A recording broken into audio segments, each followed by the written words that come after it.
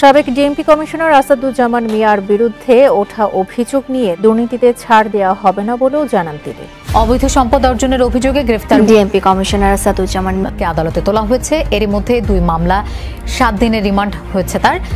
বিদেশি বিখ্যাত টাকায় এই চোরেরা লুটপাট করে যন্ত্রপাতি ক্রয় থেকে শুরু করে একটা আন্তর্জাতিক মানের হসপিটাল করতে চেয়েছে বাইরের সংস্থা, তারা টাকা দিয়েছে।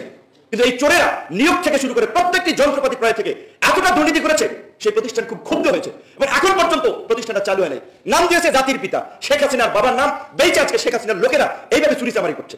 এই আসাদুজ্জামানের দুর্নীতি বের এসেছে, তারপরে বেনজিরেরটা আমরা পেলাম, আজিজেরটা পেলাম, এবং আমার বিশ্বাস যে এই যে তারপরে যে মহানগর ডিএমপি কমিশনার যে শফিকুল, তারপরে এই হারুন, তারপরে বিপ্লব, এদেরও কিন্তু প্রচুর সম্পত্তির কথা শোনা যাবে। হয়তো হারুন বিপ্লব এখনো চাকরিতে আছে বলে আমরা জানি না, কিন্তু অচিরে এগুলো বেরিয়ে আসবে। ডিএমপির সাবেক কমিশনার আসাদুজ্জামান মিয়া কেন বিদেশে গেছেন তার ব্যাখ্যা দিয়েছেন। তিনি ভিডিও বার্তায় তার অবস্থানটি পরিষ্কার করেছেন। ঢাকা মহানগর পুলিশের সাবেক ডিএমপি কমিশনার আসাদুজ্জামান মিয়া, তার বিরুদ্ধে কিন্তু অভিযোগ উঠেছে দুর্নীতির, এবং তারও নাকি সাবেক পুলিশের আইজিপি বেনজির আহমেদের মতো অঢেল সম্পদ রয়েছে। এ নিয়ে কিন্তু সোশ্যাল মিডিয়ায় প্রচুর পরিমাণে তোলপাড় সৃষ্টি হয়েছে। ইতিমধ্যে কিন্তু তিনি দেশ ত্যাগ করেছেন বা বিদেশ চলে গিয়েছেন, আর এটাও শোনা যাচ্ছে তিনি নাকি বিদেশ পালিয়ে গিয়েছেন। তবে তিনি দাবি করছেন তিনি বিদেশ পালিয়ে যায়নি, বরং তার একটা সুস্থ হৃদরোগ নাকি হয়েছে, তার চিকিৎসা নেওয়ার জন্য তিনি দেশের বাইরে গিয়েছেন। উনি নাকি অতি দ্রুতই ফেরত আসবেন, একটি ভিডিও বার্তায় উনি কিন্তু বলেছেন। তো এই বিষয়টি নিয়ে নানা আলোচনা সমালোচনা হচ্ছে, যে ইতিমধ্যে আপনারা হয়তো অনেক মিডিয়া বা অনেক বিরোধী দলীয় নেতাকর্মীদের মুখ থেকে আপনারা বক্তব্যগুলো শুনছেন। তো মূলত সেই ধরনের কয়েকটি ভিডিও নিয়ে আজকে আপনাদের সম্মুখে হাজির হওয়া। তো বিস্তারিত জানবেন আজকের এই ভিডিওতে, যে ভিডিওর কিছু অংশ হয়তো আপনারা ভিডিওর শুরুতে দেখেছেন। তো চলুন, কথা আমি বাড়াবো না, কথা বেশি বলবো না, সরাসরি সেই ভিডিওগুলো আপনাদের সাথে শেয়ার করব। সবাইকে বলবো না টেনে সম্পূর্ণ নিউজটি দেখবেন, শুনবেন, পারলে শেয়ার করে দিবেন। তো চলুন এক এক করে সবগুলো ভিডিও দেখে আসি। বিদেশি বিখ্যাত টাকায় এই চোরেরা লুটপাট করে যন্ত্রপাতি ক্রয় থেকে শুরু করে একটা আন্তর্জাতিক মানের হসপিটাল করতে চেয়েছে বাইরের সংস্থা, তারা টাকা দিয়েছে। কিন্তু এই চোরেরা নিয়োগ থেকে শুরু করে প্রত্যেকটি যন্ত্রপাতি ক্রয় থেকে এতটা দুর্নীতি করেছে, সেই প্রতিষ্ঠান খুব ক্ষুব্ধ হয়েছে এবং এখন পর্যন্ত প্রতিষ্ঠানটা চালু হয় নাই। নাম দিয়েছে জাতির পিতা শেখ হাসিনার বাবার নাম, বেঁচে আজকে শেখ হাসিনার লোকেরা এইভাবে চুরিচামারি করছে। বাংলাদেশের 24 লক্ষ মানুষ প্রতি বছর ভারত যায় চিকিৎসা করতে, অথচ ভারতের কাশ্মীর, নেপাল, ভুটান থেকে শিক্ষার্থীরা আসে আমাদের দেশে মেডিকেল পড়তে। এখানকার মেডিকেলের পড়াশোনার ফ্যাসিলিটিস, প্র্যাকটিক্যাল নানান ধরনের সুযোগ সুবিধা আছে। আমি কয়েকজন টপ ডাক্তারের সাথে কথা বলে বোঝার চেষ্টা করেছি ভারত কেন যায়। তাদের মধ্যে অনেকে বলেছিল যে ওখানকার ডাক্তারদের যে বিহেভিয়ার, রুগীর প্রতি বিদেশি রুগী হিসেবে তার যে দৃষ্টিভঙ্গি, ওই ডাক্তারের ওই কেয়ারটেকারের কারণেই দেখা যায় রুগী 50% কনফিডেন্ট ফিল করে, দেন বাকিটা আস্তে আস্তে রিকভার করে। আমাদের দেশে ঢাকা মেডিকেল, বিএসএমইউর মতো প্রতিষ্ঠানে বাথরুমে গেলে বমি করে মানুষ অজ্ঞান হয়ে পড়ে, এত অপরিষ্কার, এত আবর্জনা যুক্ত থাকে। এই স্বাস্থ্য খাতে এই লুটেরা, দুর্নীতিবাজ, চোর, ডাকাত সরকার তারা বরাদ্দ দিয়েছে জিডিপির 0.75% টাকায়, সেটা আপনার 41,000 কোটি টাকার মতো। এবার বিএসএমইউ ইন্টারকন্টিনেন্টালের যে পাশে একটা হসপিটাল হয়েছে, আপনারা জানেন কিনা আমি জানি না, এটা হচ্ছে Bangabandhu special, Bangabandhu Sheikh Mujibur Rahman super special hospital. এটা হচ্ছে দক্ষিণ কোরিয়ার একটা সংস্থার অর্থায়নে 1,500 কোটি টাকা বাজেটে। সেদিন 2টি টেলিভিশন চ্যানেলে নিউজ করেছে বিদেশি বিখ্যাত টাকায়ও এই চোরেরা লুটপাট করে যন্ত্রপাতি ক্রয় থেকে শুরু করে একটা আন্তর্জাতিক মানের হসপিটাল করতে চেয়েছে বাইরের সংস্থা, তারা টাকা দিয়েছে। কিন্তু এই চোরেরা নিয়োগ থেকে শুরু করে প্রত্যেকটি যন্ত্রপাতি ক্রয় থেকে এতটা দুর্নীতি করেছে, সেই প্রতিষ্ঠান খুব ক্ষুব্ধ হয়েছে এবং এখন পর্যন্ত প্রতিষ্ঠানটা চালু হয় নাই।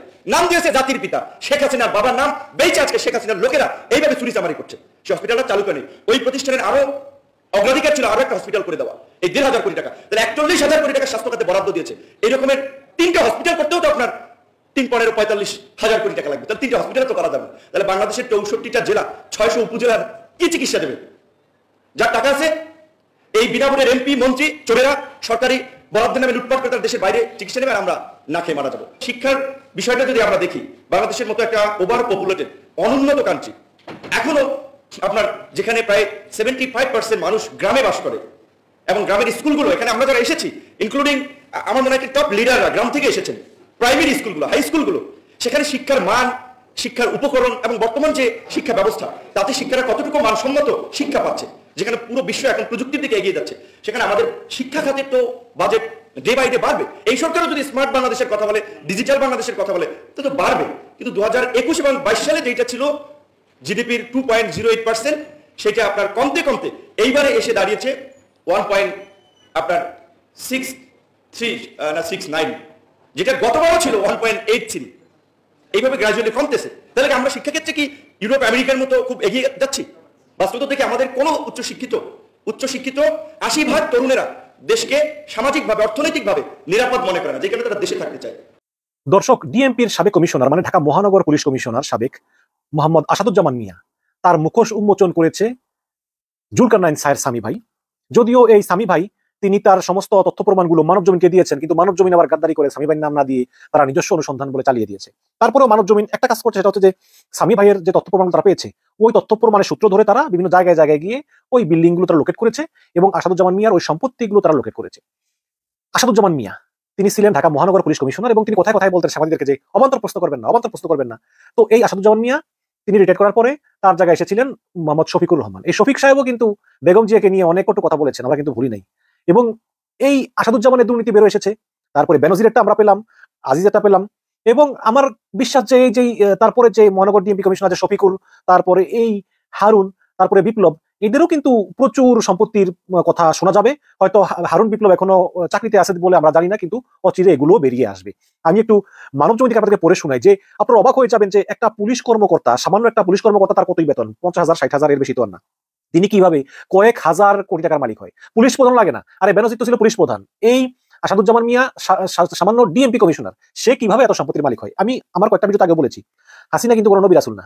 সুতরাং হাসিনার অবৈধ ক্ষমতা টিকিয়ে রাখার জন্য যারা হাসিনাকে সাপোর্ট করবে, হাসিনাকে সমর্থন করবে, হাসিনার জন্য মানবাধিকার লঙ্ঘন করবে, গুম খুন করবে, তারা সবাই কিন্তু নিজের আখের নিজে গুছিয়ে নিবেই, এর কোনো বিকল্প নাই। হাসিনার সঙ্গে যেই কটা পুলিশ কর্মকর্তা, সেনাবাহিনী কর্মকর্তা, র্যাব কর্মকর্তা, সামরিক কর্মকর্তা জড়িত, সবাই হচ্ছে দুর্নীতিবাজ, সবাই শত শত না কয়েক হাজার কোটি টাকার মালিক। আমি তো আপনাদেরকে মানবজমিন থেকে একটু পড়ে শোনাই। বাড়ির পর বাড়ি, জমি এবং ফ্ল্যাটের সারি, কি নেই সাবেক পুলিশ কর্মকর্তা আসাদুজ্জামান মিয়ার? রীতিমতো গড়েছেন সম্পদের পাহাড়। শুধু নিজের নামেই নয়, স্ত্রী, 2 ছেলে ও 1 মেয়ের নামেও বিপুল সম্পত্তি গড়েছেন ডিএমপির সাবেক কমিশনার। মানবজমিনের অনুসন্ধানে তথ্য প্রমাণ মিলেছে আসাদুজ্জামান মিয়া ও তার পরিবারের সম্পদের পাহাড়। অনেক সম্পদের নথিও এসেছে আমাদের হাতে এবং সরজমিনে মিলেছে তার সত্যতা। পূর্বাচলের নিউ টাউনের 1 নম্বর সেক্টরের 406/B রোড, এখানে 10 কাঠা জমি রয়েছে আসাদুজ্জামানের নামে। পাশের একটা প্লটের কেয়ারটেকার হালিম বলেন যে এটা এক পুলিশ কর্মকর্তা জমি বলে আমরা জানি, এখানে তিনি মাঝে মধ্যে এসে ঘুরে দেখে যান, তবে তাদের নামে কোনো সাইনবোর্ড দেওয়া হয়নি। স্থানীয় বাসিন্দা এবং জমি কেনার সঙ্গে যুক্ত মোহাম্মদ শামীম বলেন যে পূর্বাচলের এই প্লটের প্রতি কাঠার জমির মূল্য 1 কোটি টাকারও বেশি। পূর্বাচলের সেক্টর 4 রোড 108-এর 53 নম্বর প্লটটি আসাদুজ্জামান মিয়ার স্ত্রীর নামে ছিল। 5 কাঠার এই প্লটটি বিক্রি করে দেওয়া হয়েছে। জমি কেনা বেচায় যুক্ত স্থানীয় বাসিন্দা বলেন যে প্লটটি শুনেছি তারা বিক্রি করে দিয়েছেন, আগে এখানে তারা আসলেও এখন আর আসেন না। আফতাবনগর 3 নম্বর সেক্টরের H ব্লকের 8 নম্বর রোড দিয়ে প্রবেশ করলে স্থানীয় মসজিদের সামনে বাউন্ডারি দেওয়া 36 নম্বর প্লটে 21 কাঠা জমি রয়েছে। এই প্লটটির মালিকও আসাদুজ্জামান মিয়া। এই প্লটটি 8 নম্বর রোডের সবচেয়ে বড় প্লট। এখানে প্রতিটি প্লট সর্বোচ্চ 5 কাঠা ও তার সামান্য কিছু বেশি। নিরাপত্তার দায়িত্বে থাকা একজন জানান যে আসাদুজ্জামান মিয়া পরিবার সহ মাঝে মধ্যে এসে প্লটটা দেখে যান, বাউন্ডারি দিলেও কোনো সাইনবোর্ড কিন্তু দেননি। সাইনবোর্ড দিবে কেন? সাইনবোর্ড দিলেই তো সবাই বুঝে যাবে যে তার সম্পত্তি আছে। বসুন্ধরা আবাসিক এলাকার L ব্লকের লেন 1-এর 166 এবং 167 নম্বরে 10 কাঠা জমির উপর 6 তলা বিশিষ্ট আলিশান বাড়িটি আসাদুজ্জামানের স্ত্রীর নামে। স্কুলের কেয়ারটেকার জানান যে বাড়িটি বর্তমানে ভাড়া দেওয়া, যা স্কুল হিসেবে ব্যবহৃত হচ্ছে। বাড়িটির বাজার মূল্য প্রায় 50 কোটি টাকা।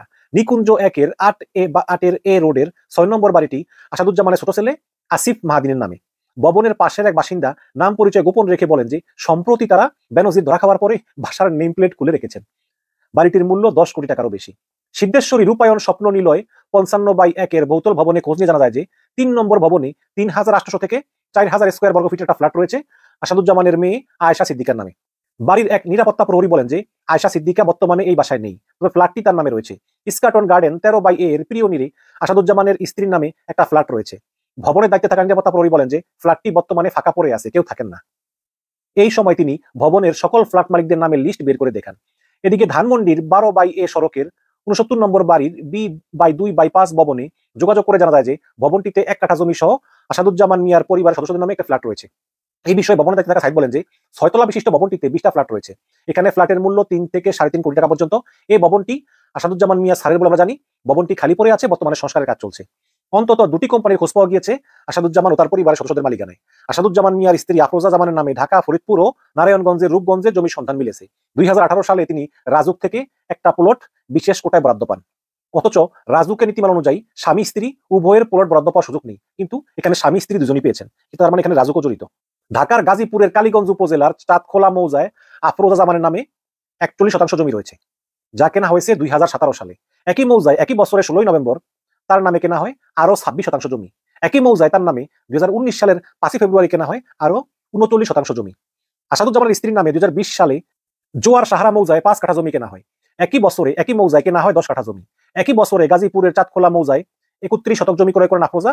এছাড়া আফরোজা 2018 সালে নারায়ণগঞ্জের রূপগঞ্জের কৈয়াম সাইল কায়েতপাড়া মৌজায় 0.28 একর জমি কেনেন। আসসালামু আলাইকুম। ডিএমপির সাবেক কমিশনার আসাদুজ্জামান মিয়া কেন বিদেশে গেছেন তার ব্যাখ্যা দিয়েছেন। তিনি ভিডিও বার্তায় তার অবস্থাটি পরিষ্কার করেছেন। দেখা যাচ্ছে যে অন্য যে কোনো কর্মকর্তার তুলনায় আসাদুজ্জামান মিয়া বেশ তৎপর। তিনি তার বিরুদ্ধে ওঠা অভিযোগগুলোর তিনি জবাব দিচ্ছেন এবং প্রথম আলোতে মোটামুটি বিস্তারিতভাবেই সেটি প্রকাশ করা হয়েছে। আমাদের সময় এই খবরটি দিয়েছে, বলা হচ্ছে অবৈধ সম্পদ অর্জনের অভিযোগ ওঠার মধ্যেই ঢাকা মহানগর পুলিশের সাবেক কমিশনার আসাদুজ্জামান মিয়ার বিদেশে যাওয়ার খবরটি সামনে আসে। কয়েকটি সংবাদ মাধ্যমে সংবাদ প্রকাশিত হয় সস্ত্রীক সিঙ্গাপুরে গেছেন তিনি। এবার বিদেশে যাওয়ার কারণ জানিয়ে ডিএমপির কমিশনার জানালেন আগামী 20 জুন দেশে ফিরছেন তিনি। কোথা থেকে ফিরছেন তা অবশ্য বলা হয়নি। কোনো কোনো খবরে বলা হয়েছে, যেমন ইত্তেফাকে বলা হয়েছে যে তিনি মার্কিন যুক্তরাষ্ট্রে চলে গেছেন। সেই খবরটি দর্শক ইত্তেফাকের বরাত দিয়ে গতকাল বলেছি, কিন্তু আজকে আমাদের সময় বলা হচ্ছে যে সিঙ্গাপুরে গেছেন বলে বলা হয়েছে। আর আসাদুজ্জামান মিয়া বলছেন যে তিনি 22 তারিখে দেশে ফিরছেন, কিন্তু কোন দেশ থেকে ফিরছেন এটা অবশ্য উল্লেখ নেই। ওই খবরে বলা হয়েছিল যে আসাদুজ্জামান মিয়ার এক ছেলে আমেরিকায় পড়াশোনা করেন। যাই হোক, বুধবার দেওয়া এক ভিডিও বার্তায় আসাদুজ্জামান মিয়া বলেন, আমি অত্যন্ত উদ্বেগের সঙ্গে লক্ষ্য করছি যে 2-1টি মিডিয়া খবর প্রকাশ করেছে যে আমার বিরুদ্ধে অভিযোগ ওঠার পর আমি সস্ত্রীক বিদেশে পালিয়ে এসেছি, যা মিথ্যা, বানোয়াট, ভিত্তিহীন ও উদ্দেশ্য প্রণোদিত। মূলত হৃদরোগের চিকিৎসার জন্য ডাক্তারের পূর্ব নির্ধারিত সময় অনুযায়ী আমি চিকিৎসার জন্য দেশের বাইরে এসেছি। চিকিৎসা শেষে আমি আগামী 22 তারিখে দেশে ফিরবো ইনশাল্লাহ। তিনি বলেন, আমার বিরুদ্ধে 2-1টি মিডিয়ায় অবৈধ সম্পদ অর্জনের অভিযোগে যে খবর প্রকাশ হয়েছে সেটি অসত্য, বানোয়াট, অতিরঞ্জিত এবং উদ্দেশ্য প্রণোদিত। জ্ঞাত আয়ের বাইরে এবং আমার জ্ঞাত আয়ের সঙ্গে সামঞ্জস্যপূর্ণ নয় এমন কোনো সম্পদ আমার বা আমার পরিবারের নেই।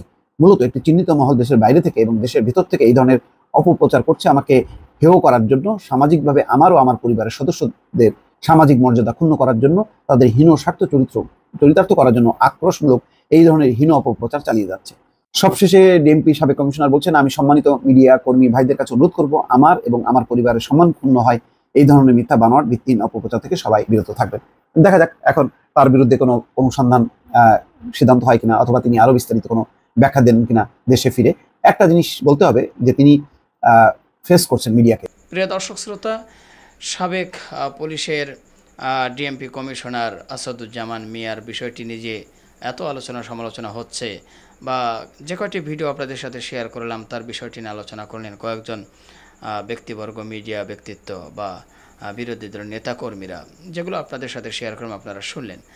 তো শোনার পরে আপনাদের কি মতামত সেটা কিন্তু অবশ্যই কমেন্ট বক্সে জানাতে ভুলবেন না। আর হ্যাঁ, অবশ্যই আমাদের এই চ্যানেলে নতুন হয়ে থাকলে প্রতিনিয়ত এ ধরনের সকল প্রকার নিত্য নতুন আপডেটগুলো পেতে আমাদের চ্যানেলটি সাবস্ক্রাইব করে আমাদের সাথে থাকবেন। আর যারা সাবস্ক্রাইব করে আমাদের সদস্য হয়ে আমাদের পরিবারের একজন হয়েছেন, সবাইকে ধন্যবাদ জানিয়ে ভিডিওটি এখানে শেষ করছি। আবার দেখা হবে, কথা হবে নতুন কোনো টপিক, নতুন কোনো ভিডিও নিয়ে। সে পর্যন্ত সকলে ভালো থাকবেন, সুস্থ থাকবেন। আল্লাহ হাফেজ।